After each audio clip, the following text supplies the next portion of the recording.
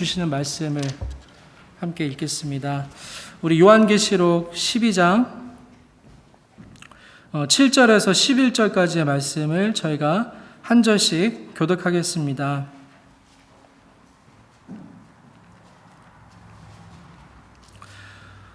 제가 먼저 읽겠습니다.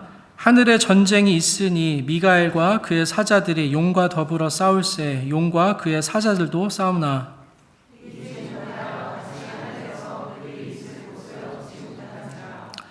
큰 용이 내쫓기니 옛뱀 곧 마귀라고도 하고 사탄이라고도 하며 온 천하를 꿰는 자라. 그가 땅으로 내쫓기니 그의 사자들도 그와 함께 내쫓기니라.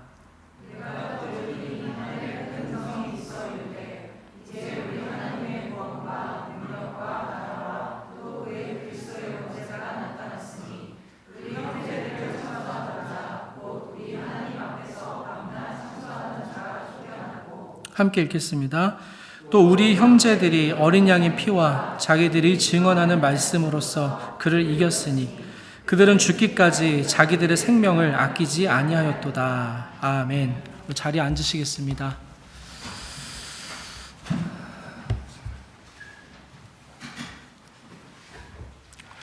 오늘은 마더스데이입니다. 이 마더스데이에 우리가 특히 정말 어머니에 대해서 우리가 생각하면서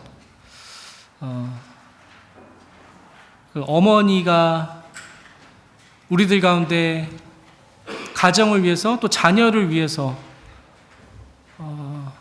어떠한 모습으로 지금까지 이렇게 왔을까 우리가 생각하면 저와 여러분 모두 다 그 어머니의 손길 가운데 지금 이 자리에 있습니다. 무엇보다도 그 어머니라고 하는 것은 싸우는 모습인 것 같습니다. 남편과 싸우는 게 아니라 이 가정을 지키기 위해서 싸우고 또 자녀를 건강하게 기르기 위해서 고군분투하며 싸우고 항상 준비하고 항상 이 경계태세에 있는 것이 이 어머니의 모습이 아닐까 한번 생각해 봅니다. 이 세상에는 정말 여러 가지 싸움이 있습니다. 여러 가지 싸움이 진행되고 있고 또 지금도 이루어지고 있습니다. 그 가운데 지금도 우리 몸 안에서는 또 이 외부의 병균과 또 세균과 항상 싸우는 그런 면역 체계가 우리 안에 있습니다. 따라서 저와 여러분이 지금 이 자리에 이렇게 그냥 평범하게 또 오늘 이렇게 살아가고 또 지금 이 자리에 있는 것 자체가 정말 기적과 같은 일입니다.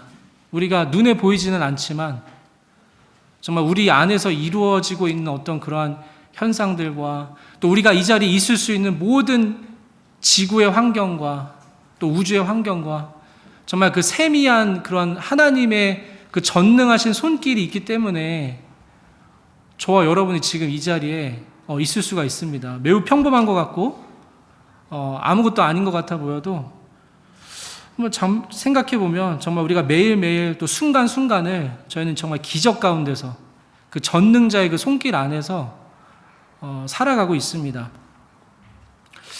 이 세계보건기구 WHO에 의하면 그들이 이제 정의한 그 질환에 대해서 이름을 붙일 수 있는 것들이 한 1000개에서 2000개 정도 된다고 합니다. 그럼에도 불구하고 아직도 이제 그 원인을 모르는 질병은 너무나도 많습니다. 그래서 우리 몸은 이제 전쟁터 같습니다. 우리가 인식하지 못하지만 또 우리 몸은 계속해서 지금 외부의 어떤 병원군과 싸우고 있고 건강한 몸을 우리가 유지하기 위해서 우리 몸에 계속 신호를 보내면서 또 그렇게 항상 준비태세를 하고 있습니다. 질병에 걸리면 그 질병을 치료하는 것이 우선이지만 그것보다 더 중요한 것은 그 질병에 걸리지 않게 예방하는 게 질병을 치료하는 것보다 더 중요합니다. 그래서 그 병을 치료하는 의사도 너무나도 필요하고 중요하지만 그 병에 걸리지 않게 그것을 미리 예방해주는 의사가 더 중요합니다. 따라서 치료보다 더 중요한 것이 예방이라고 우리가 생각할 수 있습니다. 우리 어떤 영적인 생활도 이와 같습니다. 그러니까 눈에 보이지 않는 어떤 박테리아나 바이러스가 실제하고 있고, 또 이 사람의 몸에 들어와서 막 그 사람을 괴롭히고 죽이려고 하는 것처럼 이 대적 사탄, 마귀도 눈에 보이진 않지만 실제하고 있고, 또 그 목적도 그 병원균과 마찬가지로 사람을 속이고 죽이는 데 있습니다. 따라서 우리 몸의 면역이 항상 이 병원균과 이 싸울 준비를 하고 있는 것처럼 우리의 이 거듭난 영혼도 이 눈에 보이지 않지만 이 틈을 노리면서 계속해서 우리를 이렇게 침범하려고 하는 어떤 그런 사탄과 싸울 준비를 항상 해야 합니다. 이 병에 걸리기 전에 예방하는 것이 중요하듯이 우리의 영적 상태 또한 이 마귀의 유혹과 시험에 들지 않기 위해서 이 깨어있는 것이 중요하다. 계속 성경에서 말씀하고 있습니다. 이러한 태도가 바로 이제 성도의 올바른 깨어있는 모습입니다. 우리가 이 세상에 그냥 있는 이상, 이 세상에 머무는 이상은 이 싸움은 끝나지 않습니다. 이 성경은 이 성도의 싸움을 믿음의 선한 싸움이다 라고 말씀합니다. 그리고 성도는 이 믿음의 선한 싸움을 위해서 부름을 받았습니다. 근데 우리가 이 싸움을 하는데 우리가 상대가 누군지 모르고 싸우는 사람은 아무도 없을 것입니다. 우리가 이 싸움에서 이기기 위해서는 그 상대방에 대한 올바른 정보, 그 지식이 충분히 있어야 합니다. 따라서 오늘 우리의 적이 누군지, 또 그의 운명은 어떻게 되는지, 또 성도는 어떻게 이 싸움을 이기는지를 오늘 말씀을 통해서 살펴보고자 합니다. 우리가 잘 알고 있듯이 우리의 싸움의 상대는 사탄 마귀입니다. 그는 에덴 동산에서 이 아담과 하와를 깨어서 타락하게 만든 장본인입니다. 그 이후로 사탄은 계속해서 인류 가운데 이 사람을 속이고, 또 유혹과 시험을 주고, 또 두려움과 정죄감을 주고, 또 고난과 핍박을 주기도 하고, 혼란과 분요를 주고, 또 영적인 무지의 상태를 계속해서 유지하게 하고, 그렇게 하면서 이 인류를 계속해서 올가매기 시작했고, 또 그 이후로 이 사람과 이 사탄이라고 하는 존재는 이 원수가 되기 시작했습니다. 그래서 창세기 3장 15절에 보시면 내가 너로 여자와 원수가 되게 하고 내 후손도 여자의 후손과 원수가 되게 하리니 여자의 후손은 내 머리를 상하게 할 것이요 너는 그의 발꿈치를 상하게 할 것이니라 하시고, 예수님과 이 초대교회 사도들은 이 교회에게 이 사탄을 간과하지 말아라, 그리고 시험에 들지 않기 위해서 항상 너희는 깨어 있어야 된다 라고 말씀하셨습니다. 베드로전서 5장 8절에도 근신하라, 깨어라, 너희 대적 마귀가 우는 사자같이 두루다니면서 삼킬 자를 찾나니 라고 이게 강력하게 경고를 합니다. 그래서 성도는 항상 이제 군인과 같이 하나님의 이 전신갑주를 입어야 된다. 그래서 싸울 준비를 취해야 된다 라고 이제 성경에서 계속해서 말합니다. 이 전쟁에서 이기려면 이 전술이 굉장히 중요한데, 이 전술 중에서 가장 무섭고 효과적인 전술이 기만이라고 합니다. 속이는 거, 상대편을 속이고 기만해서 허를 찌르는 거. 이것에 대해서 이제 동서고금이 다 같은 모습을 보여주고, 또 이제 전쟁사를 보면 이런 예들을 확인할 수 있습니다. 이 손자병법에는 이 가장 중요한 말 중에 하나가 전쟁은 속임수다라는 어떤 그런 전술이 있습니다. 그래서 전쟁에서 이 상대를 속이고 또 혼란에 빠뜨리는 것, 그것이 승리로 이끄는 최고의 전략이다라고 하고, 또 제2차 세계대전에서 1944년 또 6월 6일에 이 연합군이 이 독일의 점령하에 있는 이 프랑스를 기습적으로 공격할 때도 이 기만 전술을 사용했습니다. 또 우리나라도 마찬가지로 1950년에 이 한국전쟁에서 이 메가더에 의해 이 인천 상륙작전도 마찬가지로 이 북한군을 속이면서 혼란시키면서 이 인천에 침투했던 것, 그로 인해서 완전히 전세가 뒤집혔던 것을 확인할 수 있습니다. 이 대적 사탄도 이 기만이라는 전술이 이 최고의 전략이고 전술이라는 것을 알고 있겠죠. 알고 있는지, 또 그가 세상을 지배하고 성도를 미혹하는 이 최고의 전략도 이런 기만을 이 사탄 마귀는 사용을 합니다. 최초의 마귀가 이 사탄이 어떻게 이 아담과 하와를 깨워가지고 하나님의 말씀을 불순종하게 해서 인류로 하여금 타락하게 했는지, 속였는지를 보면 이 사탄 마귀가 얼마나 정말 속이는 것을 잘하는지, 기만을 잘하는지, 이런 것을 저희가 알 수가 있습니다. 이 핵폭탄이 가지고 있는 이 위력이 우리는 정말 무서울 정도죠. 굉장히 어마어마한 이 파괴력을 가지고 있는데, 그에 못지않게 이 사탄의 기만 또한 우리가 이제 눈에 보이지 않고 또 핵폭탄처럼 막 누구나 다 알 수 있고 막 이런 것들이 아니지만, 이 사탄의 기만 또한 정말 교묘하고 또 이렇게 천천히 사람 스스로가 이렇게 무너지게 만드는 굉장히 큰 이런 파괴력을 가지고 있습니다. 요한복음 8장 44절에 이 마귀가 어떤 존재냐 예수님이 가르쳐 주십니다. 그는 처음부터 살인한 자요, 진리가 그 속에 없으므로 진리에 서지 못하고 거짓을 말할 때마다 제 것으로 말하나니 이는 그가 거짓말쟁이요 거짓의 아비가 되었음이라 말씀합니다. 그래서 이게 성경 전체에서 이 사탄의 특성을 보면 그는 이제 생명을 해치려고 하는 살인자 같은 자이고, 또 진리와 반대되는 존재인 거짓말쟁이로 나타나고, 또한 죄로 이끄는 유혹자로 나타나고, 또 성도를 계속해서 하나님 앞에 고발하는 참소자, 그리고 진리를 왜곡하고 하나님의 말씀을 비트는 그래서 이제 이 사람들을 잘못된 길로 계속해서 미혹하는 그러한 역할을 하고, 또 사람을 죽음 후에 어떤 공포로 올가매고 속박하고 두려움을 막 조장하고, 또 문화와 제도를 통해서 또 하나님을 대적하는 어떤 시스템을 만들고 이러한 모습들을 우리가 확인할 수 있습니다.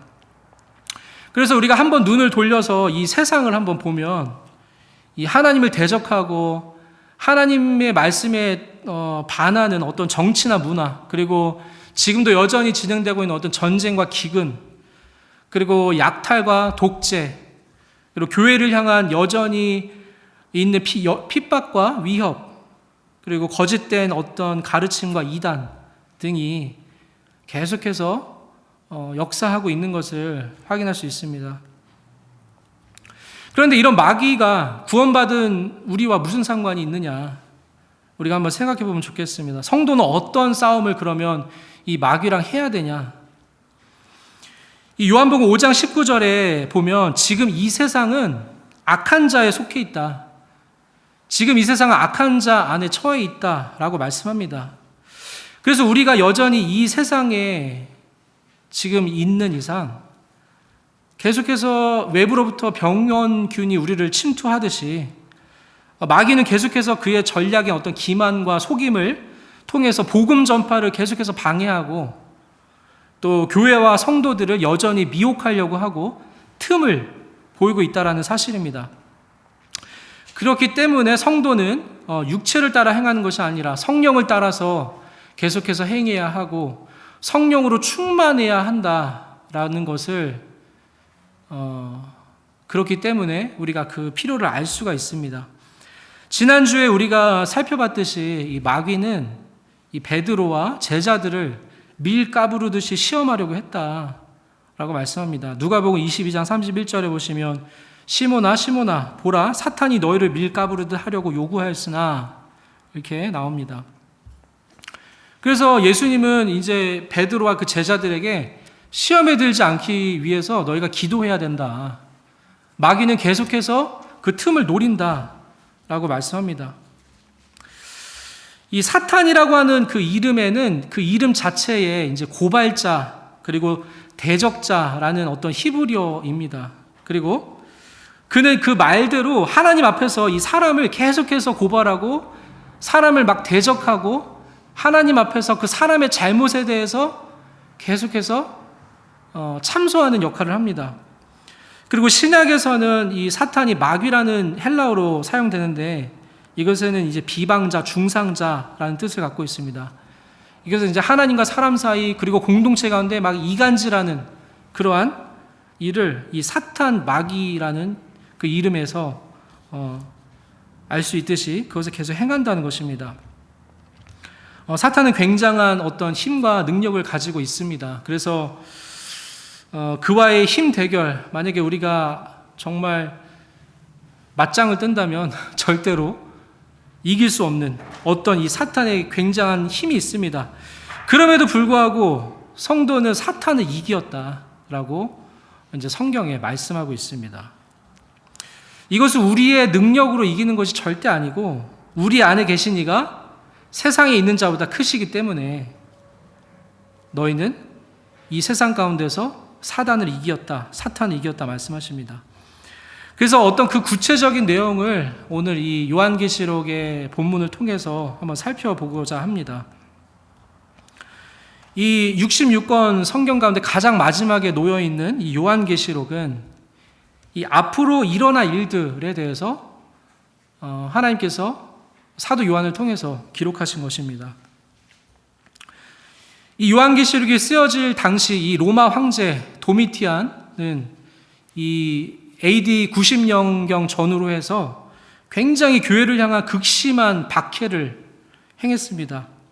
그 가운데 하나님께서 이 사도 요한에게 이 교회를 향한 위로, 그리고 이 세상을 하나님께서 어떻게 심판하실지, 그리고 성도는 어떻게 예수 그리스도로 인해서 승리를 경험하고 하나님께서 어떻게 새하늘과 새 땅을 이 땅 가운데 이루실지에 대해서 말씀합니다. 보통 우리가 요한계시록은 매우 어렵게 느껴집니다. 여러 가지 이해하기 어려운 어떤 상징들이 굉장히 많이 들어가 있고, 또 우리가 해석하기 어려운 환상에 관한 내용들이 주를 이루기 때문에 요한계시록은 쉽지가 않은 책입니다. 그럼에도 불구하고 요한계시록은 앞으로 일어날 일들과 또 이 교회를 향한 하나님의 구원 계획이 그 약속, 구원 계획을 분명히 하나님께서 약속하고 계시기 때문에 너무나도 중요한 책이고, 또 성도는 여기에 기록된 그 말씀에 대한 어떤 그 믿음과 그 소망을 가지고 계속해서 이 말씀을 마음에 새기면서 살아야 합니다. 그래서 계시록 1장 3절을 보시면 이 예언의 말씀을 읽는 자와 듣는 자와 그 가운데 기록한 것을 지키는 자는 복이 있나니 때가 가까움이라 하나님께서 말씀하십니다. 그래서 그렇기 때문에 이 요한계시록을 읽고 듣고 또 그것을 지키는 자는 하나님께서 이 마지막 때, 이 때가 가까운 이때에 복이 있다 말씀하십니다. 그 가운데 요한계시록 12장에서 14장, 이 14장은 그 전에 나오는 7인과 또 7 나팔, 그 다음에 이어지는 어떤 막강 같은 인터루드 같은 역할을 하고 있습니다. 그래서 이 사탄의 정체가 무엇인지, 또 사탄이 지상에서 어떻게 이 두 짐승을 통해서 이 지상의 권세를 장악하는지, 그리고 성도들이 어린 양과 함께 어떻게 이 사탄을 승리하는지가 이제 12장에서 14장에 나와 있습니다. 그 가운데 오늘 본문은 이 하늘에 전쟁이 있었다 말씀합니다. 7절에 보면 이 천사장 미가엘과 또 사탄과의 이 싸움이 벌어지고 있습니다. 우리의 눈에는 보이지 않지만 이 다른 차원에서 벌어지고 있는 전쟁입니다. 이 눈에 보이지 않는다고 해서 우리는 더 이상 존재하지 않는다라고 말하는 것은 이제는 여러 가지 면에서 지지를 받지 못합니다. 우리가 거하고 있는 이 시간과 공간, 이것을 뛰어넘어서 우리의 눈으로 보고 또 손으로 만질 수 없지만 분명하게 존재하고 있는 것이 이 영원하신 하나님으로부터 나오는 그 영원한 세계입니다. 고린도후서 4장 18절에 이 성도가 주목하는 것은 보이는 것이 아니요 보이지 않는 것이니 보이는 것은 잠깐이요 보이지 않는 것은 영원함이라 라고 말씀합니다. 따라서 성도가 주목해야 되는 것은 보이는 것이 아니라 영원하신 하나님의 나라라는 것을 다시 한번 말씀합니다. 그래서 이 하늘의 전쟁에서 등장하고 있는 이 두 집단은 이 천사장 미가엘과 또 그의 천사들, 그리고 그 상대편이 용과 또 그 천사들의 싸움입니다. 여기서 등장하는 이 미가엘 천사는 이 다니엘서 10장과 12장에서도 나오는데 그곳에서도 눈에 보이지 않는 하늘의 전쟁에 관한 이야기입니다. 다니엘의 기도로 인해서 이 다니엘을 향해서 이 천사가 그 기도 응답으로 나아가는 상황에 이 바사 제국 붙들고 있는 이 천사가 그것을 막고 있고 방해하는 가운데 이 미가엘 천사가 와서 그 바사 제국의 천사와 싸워서 이기는 장면입니다. 이스라엘을 위해서 싸우는 천사는 미가엘이지만 또 바사 제국을 붙들고 있는 이 타락한 천사가 있음을 저희는 이 말씀을 통해서 알 수가 있습니다. 그래서 믿음의 성도는 이 보이지 않는 영적 세계에 하나님의 백성과 또 하나님의 나라를 위한 싸움이 존재하고 있다라는 그 사실을 저희가 기억해야 되고, 또 그 싸움에 이 성도는 어떻게 해야 되느냐, 에베소서 6장에 보시면 성도가 해야 할 그 자세에 대해서 나옵니다. 에베소서 6장 12절에 우리의 씨름은 혈과 육을 상대하는 것이 아니요 통치자들과 권세들과 이 어둠의 세상 주관자들과 하늘에 있는 악의 영들을 상대함이라 말씀합니다. 그래서 여기에서 등장하고 있는 이 통치자들, 또 권세들, 이 어둠의 세상 주관자들, 하늘에 있는 악의 영들은 모두 다 눈에 보이지 않는 영적인 세계에 이 대적 사탄 마귀의 어떤 세력을 말씀하고 있습니다. 그래서 성도의 씨름의 대상은 눈에 보이는 혈과 육이 아니라 바로 이런 거다. 눈에 보이지 않는 이 악한 마귀의 세력들이다. 성경은 성도가 결코 이 싸움에서 뒤로 빠져가지고 한가롭게 방관하면서 있는 것을 허락하지 않습니다. 따라서 성도는 하나님의 이 전신갑주를 입고 이 싸움을 계속 해야 된다. 근데 이 싸움은 어떻게 하느냐? 기도함으로 너희가 할 수 있다 말씀합니다. 따라서 성도는 아직도 복음을 대적하고 또 교회를 핍박하는 어떤 그 나라들을 위해서 우리가 기도로 함께 하는 것이고, 또 우리 주변과 또 지상에 있는 모든 성도들을 위해서 기도해야 될 필요성을 저희가 이 말씀을 통해서 확인할 수 있습니다. 이 에베소서 6장 17절에서 18절에는 이 성도가 어떻게 싸워야 되는지 말씀하는데, 구원의 투구와 성령의 검 곧 하나님의 말씀을 가지라. 모든 기도와 간구를 하되 항상 성령 안에서 기도하고 이를 위하여서 깨어 구하기를 항상 힘쓰며 여러 성도를 위하여 구하라 말씀합니다. 네. 그래서 저와 여러분은 이 싸우는 것을 멈추지 마시고 계속해서 기도함으로써, 그리고 이 성령의 검을 가짐으로써 하나님의 말씀으로 계속해서 이 싸움을 싸워 나가야 됩니다.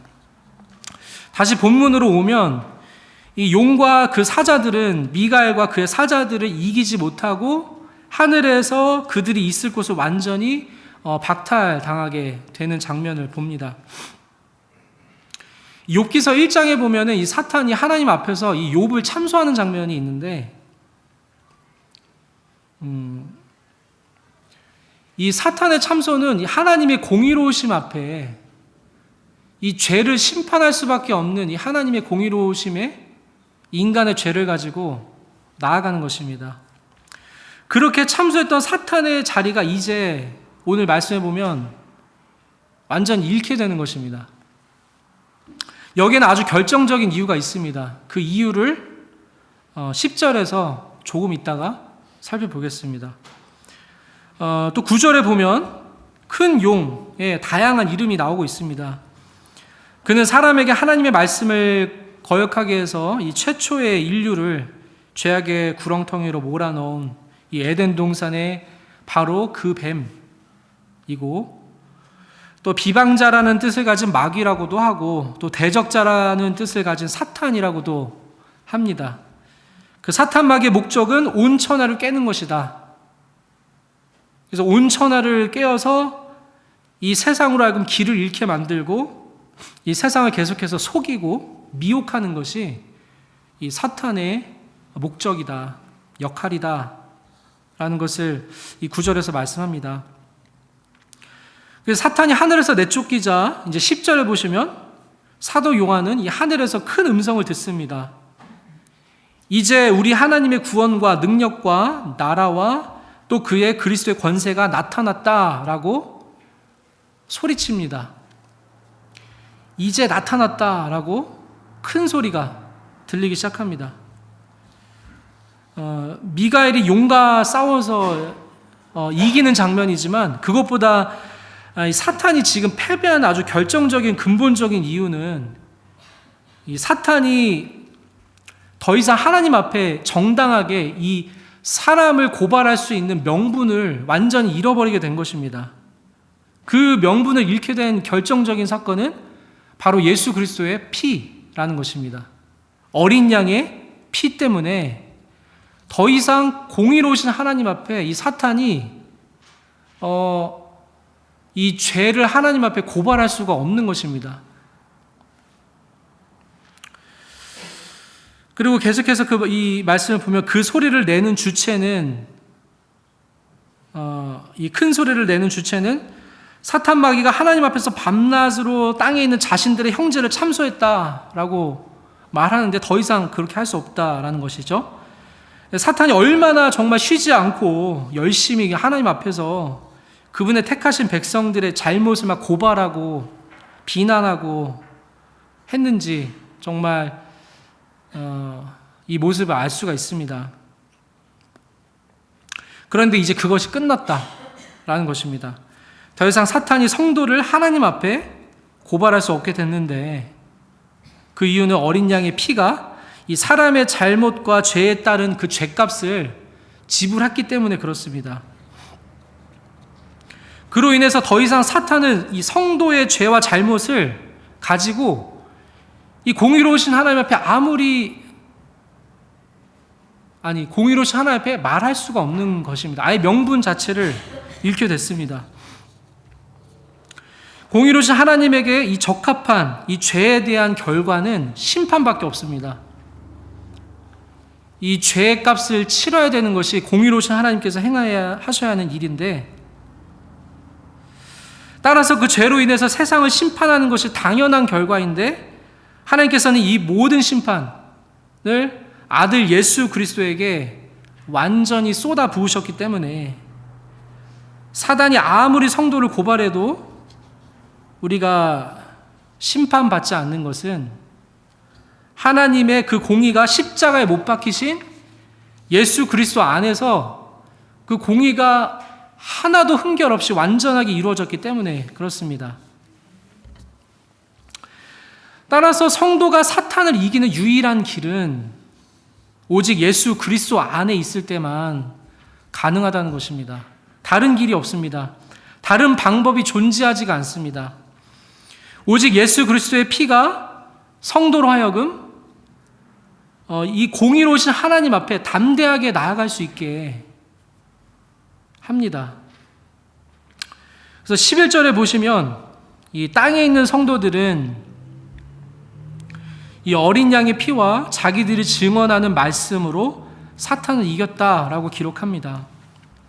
사탄을 이기는 것은 그 어떤 힘과 그 어떤 위력보다 더 센 위력인 어린 양 예수 그리스도의 피와 그리고 성도들이 증언하는 말씀이다라는 것을 오늘 여기서 말씀합니다. 이것이 성도가 사탄을 이기는 핵심이다라고 저희가 기억을 해야겠습니다. 그래서 로마서 5장 9절에 보시면 그러면 이제 우리가 그의 피로 말미암아 의롭다 하심을 받았으니 더욱 그로 말미암아 진노하심에서 구원을 받을 것이니 예수님의 피는 우리가 살 수 있는 유일한 방법입니다. 공의로우신 하나님 앞에 우리의 잘못과 그 죄를 가지고 계속해서 대적하고 고발하고 참수하는 이 사탄의 역할이 더 이상 이 어린 양의 피로 인해서 그 명분을 완전하게 박탈당했다라는 그 사실을 여러분이 정확하게 이해를 하고 또 하나님과 우리 사이에 더 이상 그 어떤 장애물도 존재하지 않는다라는 사실을 저희가 기억하시면서 담대하게 매일매일 순간순간 정말 거룩하신 하나님 앞에 겁 없이 나아가시기를 바랍니다. 예. 또한 성도는 어린 양의 그 피를 의지한 것과 동시에 성도는 하나님의 말씀을 증언하는 자들이다 라고 말하고, 또 그것으로 사탄을 이긴다 라고 기록되어 있습니다. 이 11절에 쓰여있는 이 말씀이라는 단어는 로고스라는 단어입니다. 이 로고스는 기록된 말씀 그리고 복음을 의미하면서 또 동시에 이 말씀이 육신이 되신 예수 그리스도를 가리킨다는 것을 저희가 생각해야 됩니다. 요한복음 1장 1절에 보시면 태초에 말씀이 계시니라, 이 말씀이 하나님과 함께 계셨으니 이 말씀은 곧 하나님이시니라 말씀하시고, 또 요한복음 1장 14절에도 말씀이 육신이 되어 우리 가운데 거하심에 우리가 그의 영광을 보니 아버지의 독생자의 영광이요 은혜와 진리가 충만하더라 말씀하시면서 바로 이 말씀은 예수 그리스도이시다, 말씀이 육신이 되신 예수 그리스도이시다라는 것을 확인할 수 있습니다. 그래서 하나님의 이 말씀, 로고스, 기록된 말씀, 그리고 복음 그 자체이신 이 예수 그리스도를 증언하는 삶, 그리고 증인되는 삶으로 성도는 사탄을 이길 수 있다라는 것을 저희가 알 수 있습니다.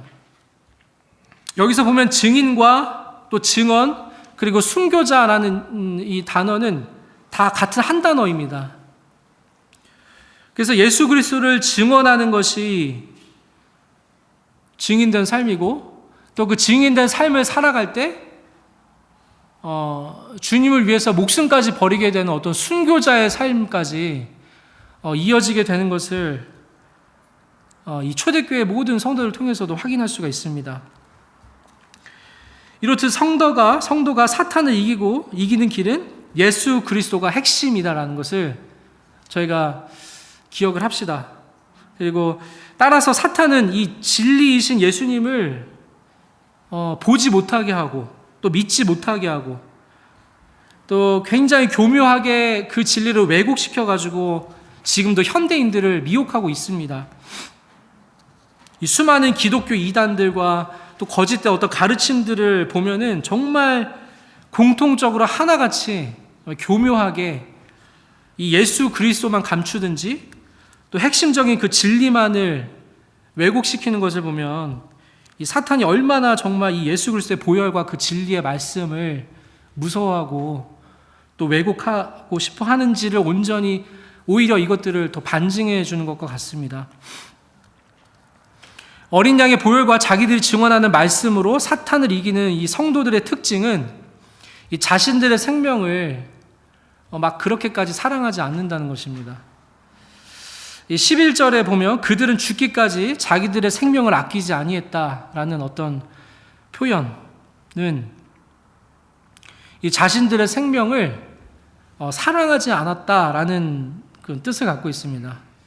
아끼지 않았다라는 것은 사랑하지 않았다라는 원어의 뜻이 있습니다. 이들은 기꺼이 예수님을 위해서 목숨을 버릴 수 있는 자들입니다. 이 로마 시대의 초대교회를 향한 핍박은 맹렬히 불타올랐고, 또 그들은 죽기까지, 이 초대교회 성도들은 죽기까지 하나님의 말씀을 증언하면서 끝까지 믿음을 지켰던 것을 저희는 알 수 있습니다. 하나님이 우리에게 주신 생명은 너무나도 소중합니다. 그런데 여기서 이 자기들이 자신들의 생명을 사랑하지 않았다라는 것은 자기 생명보다 자기를 사랑하는 것보다 내가 하나님을 더 사랑했다라는 말과 같습니다. 반대로 자기를 내가 너무 사랑하게 되면 이 하나님의 말씀에 순종할 수도 없고 또 하나님의 말씀에 헌신할 수도 없게 됩니다. 자기를 너무 사랑하면 하나님의 말씀에 어떤 순종할 마음의 공간이 없기 때문에 그렇습니다. 이 예수님을 찾아온 부자 청년도 예수님의 어떤 그 요구에 대해서 근심해서 돌아갔다라고 기록하고 있습니다.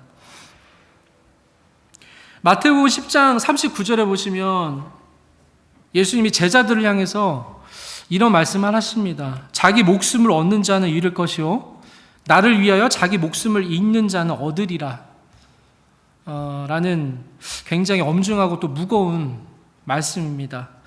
이 말씀을 들으면 우리는 이렇게 못할 것 같습니다. 너무나 우리의 능력치와 동떨어져 있는 어떤 고차원의 요구사항처럼 들립니다. 그런데 하나님은 우리에게 지금 여기서 강제로 또 억지로 이렇게 하라고 강압하지 않으십니다. 우리가 베드로를 한번 기억해 보면 좋겠습니다. 베드로가 아무리 그렇게 소리치고 외치고 주님을 위해서 내가 목숨을 버리겠다라고 해도 그렇게 할 수 없었던 것처럼 우리의 힘으로 할 수 있는 것이 아닙니다. 우리의 능력으로 하는 것도 아니고 우리가 하나님을 가까이 하고 또 우리가 주님을 정말 진심으로 사랑하게 될 때 생겨나는 어떤 되게 자연스러운 모습입니다. 우리를 향하신 그 하나님의 사랑이 도대체 무엇인지 이 성경에서 계속해서 말씀하고 있는 하나님이 세상을 이처럼 사랑하셔서 독생자를 주신 그 사랑이 나한테 도대체 어떻게 적용되는지, 하나님이 나를 사랑하신다고 하시는데 도대체 그 사랑이 무엇인지 우리가 그것을 깨닫게 되는 순간, 그것을 정말 조금이라도 이해하게 되는 순간 우리는 이전에 경험해 보지 못했던 이 사랑을 이 창조주 하나님 앞에 드리고 싶은 마음이 막 자연적으로 생기게 됩니다. 이제 자기 자신을 부인해도 될 것 같은 어떤 그런 믿음이 그 순간에 생기기 시작합니다.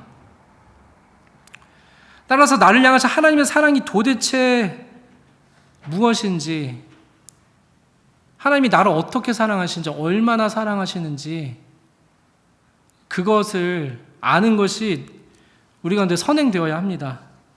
그래서 요한일서 4장 10절에 사랑은 여기 있으니 우리가 하나님을 사랑한 것이 아니요 하나님이 우리를 사랑하사 우리 죄를 속하기 위하여 화목 제물로 그 아들을 보내셨습니다. 아멘. 그래서 하나님의 사랑이 무엇인지를 깨닫는 여기 앉아 계신 저와 여러분 모두가 되시기를 간절히 소망합니다. 그래서 정말 일생일대에 이 사랑을 정말 깨닫고 이 사랑을 경험하는 것보다 더 큰 은혜가 없습니다. 그래서 그 사랑을 아는 순간 우리는 죽기까지 자기들의 생명을 사랑하지 않을 수 있는 어떤 그러한 능력이 생기기 시작합니다. 사탄을 상대하는 성도의 싸움은 이미 이긴 싸움이다 라고 이제 성경에 말씀하고 있습니다.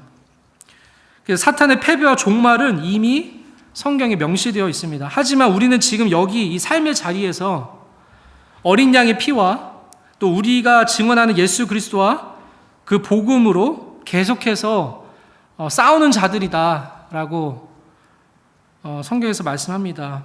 그래서 이 세상은 아직도 흑암의 권세에서 참 빛을 보지 못하고 여전히 이제 사탄의 세력 밑에서 방황하는 어떤 민족들과 나라가 여전히 많습니다. 그럼에도 성도가 사탄을 이기는 것은 이 어린 양의 피와 성도가 증언하는 말씀이 있기 때문에 우리가 지금 이 삶의 자리에서 이 전쟁을, 이 싸움을 행하며 나아갈 수 있습니다. 지금도 성도의 순종과 믿음을 통해서 이 복음이 계속해서 증거되고 있고 또 하나님께서 저와 여러분을 각자의 삶의 자리로 부르셨습니다. 그리고 우리가 이 세상에 있는 이상 예수 그리스도께서 다시 오실 때까지 그리고 이 믿음의 선한 싸움은 계속되고 있습니다. 그래서 우리가 이 성도가 서로 격려하시면서 또 서로를 위해서 기도하시면서 이 싸움을 잘 해나가시는 모든 성도가 되시기를 소망합니다. 무엇보다도 나를 향하신 그 하나님의 사랑이 도대체 무엇인지 일생일대에 그 사랑을 정말 경험하고 만나는 그런 일들이 있기를 소망하고 또 그 사랑으로 인해서 자연스럽게 우리의 생명을 아끼지 않고 정말 이 계시록의 이 성도들이 보여주는 모습처럼 나아갈 수 있는 저와 여러분이 되시기를 간절히 축복하며 소망합니다. 기도하겠습니다. 우리 이 말씀을 기억하시면서 우리 앞에 있는 싸움이 있다라는 것을 인식하시고 정말 우리가 어린 양의 그 피를 내가 정말 간절하게 붙잡고 이 사단의 더 이상 찬소와 고발의 명분이 사라진 것을 우리가 생각하면서 우리가 모든 삶의 자리 가운데서 담대하게 하나님 향해서 나아갈 수 있는 그러한 믿음을 주시고 또 우리의 삶 속에서 정말 이 말씀이신 예수 그리스도를 증거하는 삶을 살 수 있게 해달라고 우리 함께 같이 기도하며 나아가겠습니다.